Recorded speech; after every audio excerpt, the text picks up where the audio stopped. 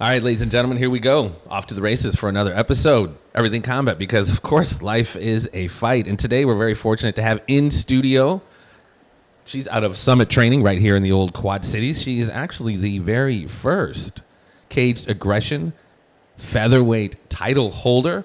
A very impressive victory over her opponent, made very short work. This is Lindsey Spencer joining us today. How are we doing, Lindsey? Good. How are you? I'm very well. Thank you for taking the time and coming and talking with us. You're obviously going to be featured. Is it October 15th or 16th you're going to be fighting? 15th. The 15th. That's going to be the Friday. Caged Aggression MMA as we return for our final event of the year. You can also catch it on cagedaggression.tv if you can't make it to the Quad Cities.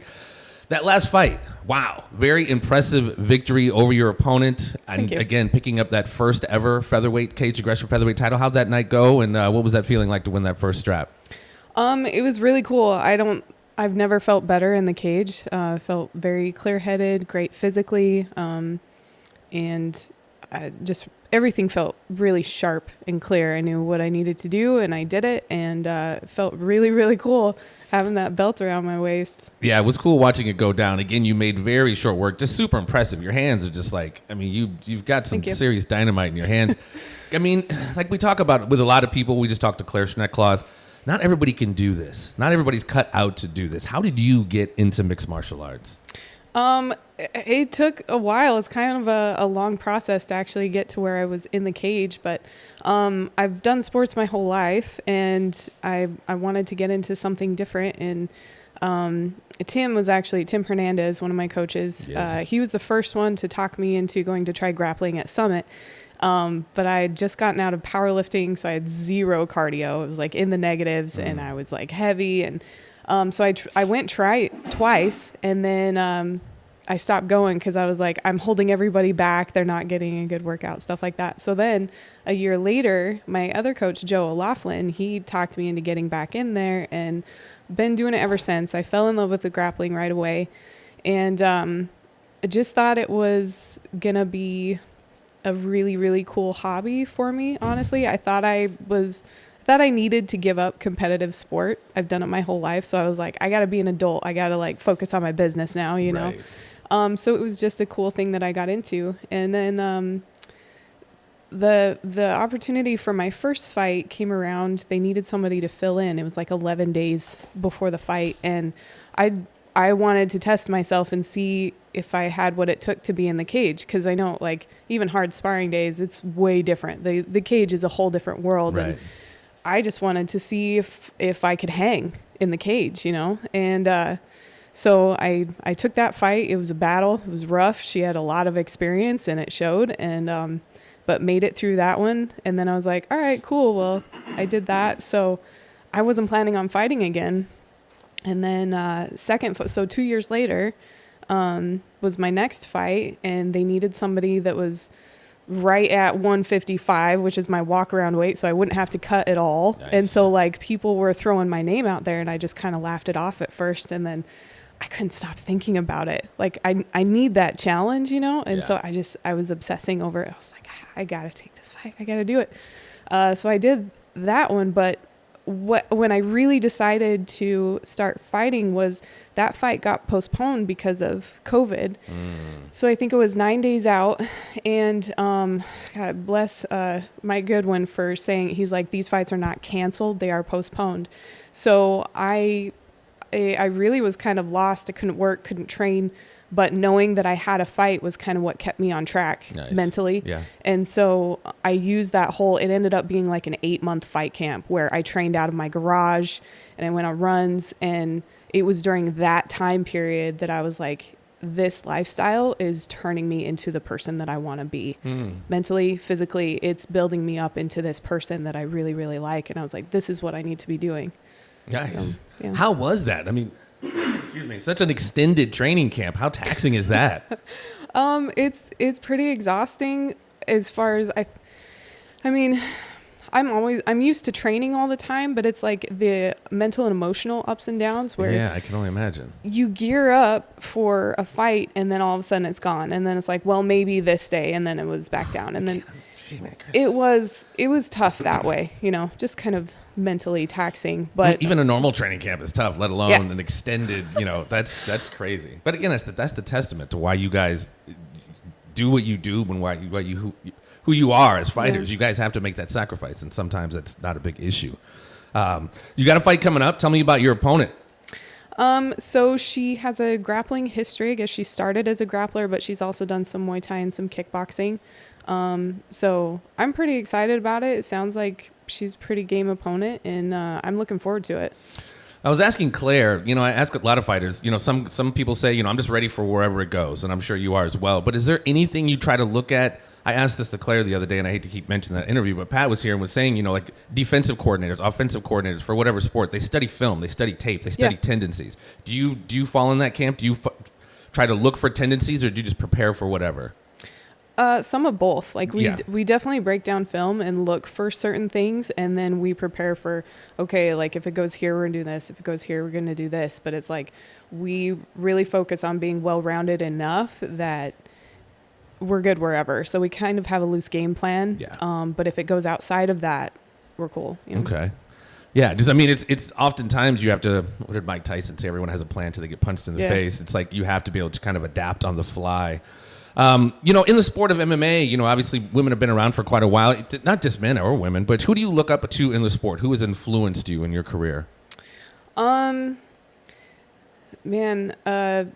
Like locally, Helen Peralta for sure. Yeah, I was going to ask you about her. She was kind of my first real big female mentor in the sport. Like obviously you can look at the pros and stuff and watch what they're doing, and but like Helen was like an up close and personal getting to know somebody who's very talented and has the mindset and all that stuff. And like I train with almost all men, and so it was really cool to get to know her. And if you want to let our listeners know who Helen Peralta is.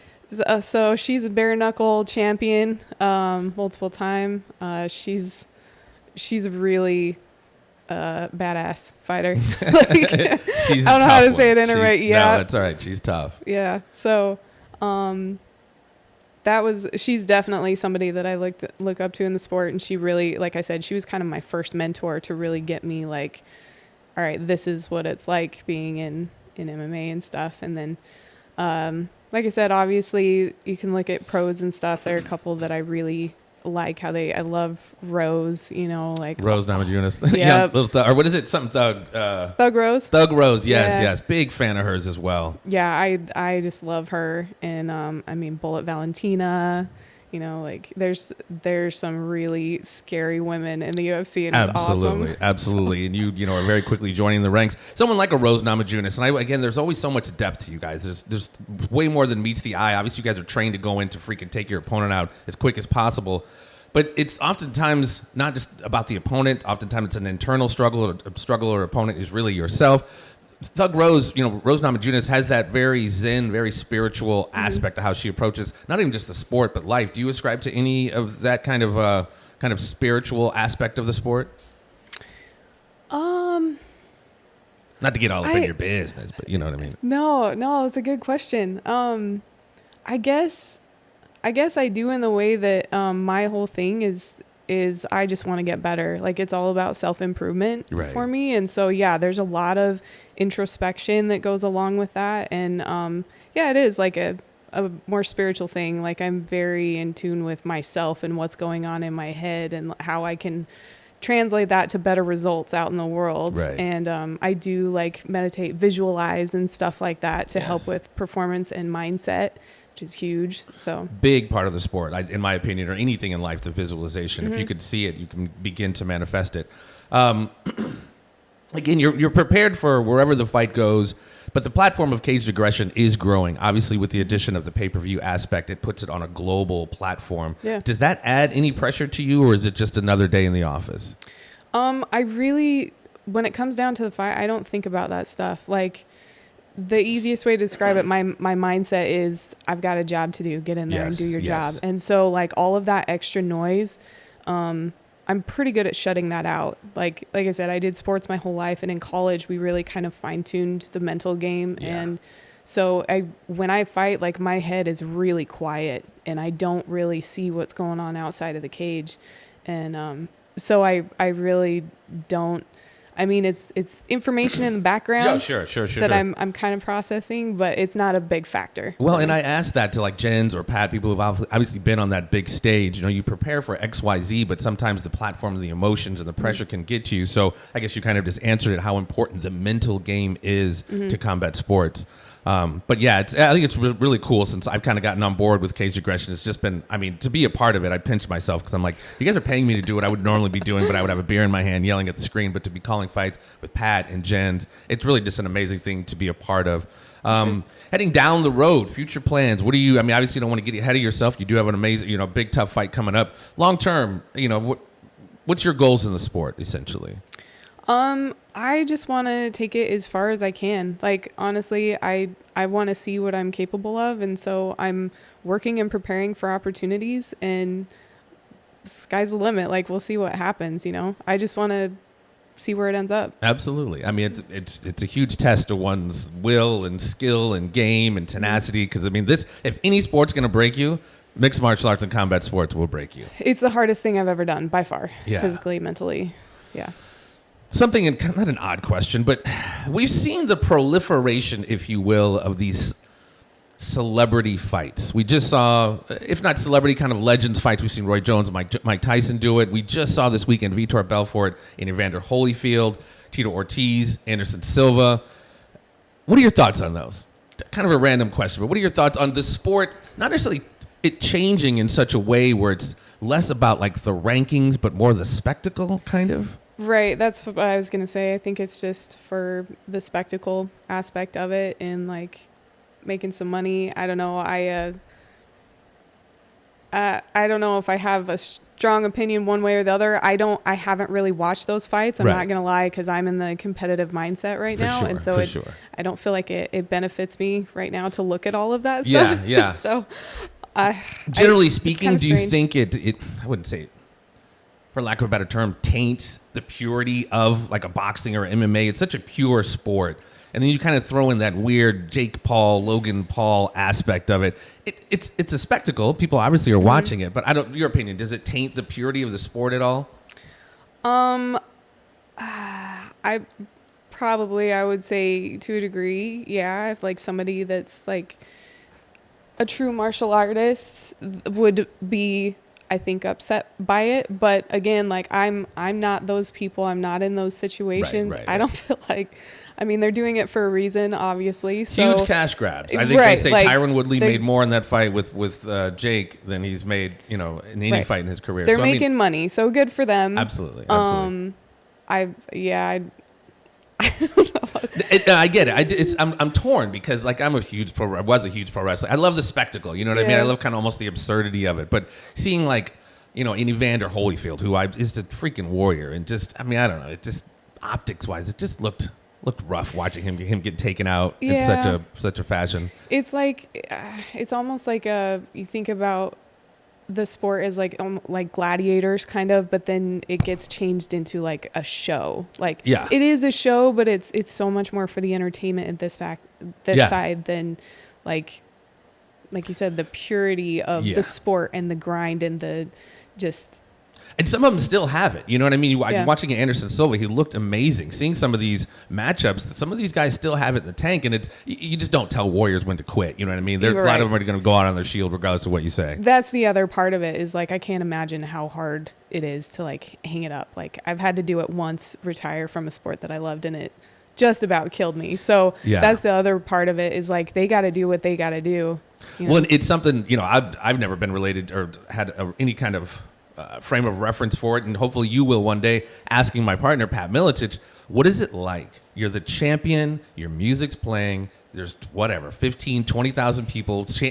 Like, what is that, man? What does that feel like? And he's like, Jeff, no drink, no drugs, no anything will ever be able to match that feeling. Yeah. So, and when you do that, once a month or however many times a year, I mean, it's definitely something you can get, for lack of a better term, hooked on. So being able to replace that when it's done is tough, and letting these guys know it's over. Like Chuck Liddell, I heard, is talking about maybe a bare knuckle fight. It's you just can't tell these warriors when to stop.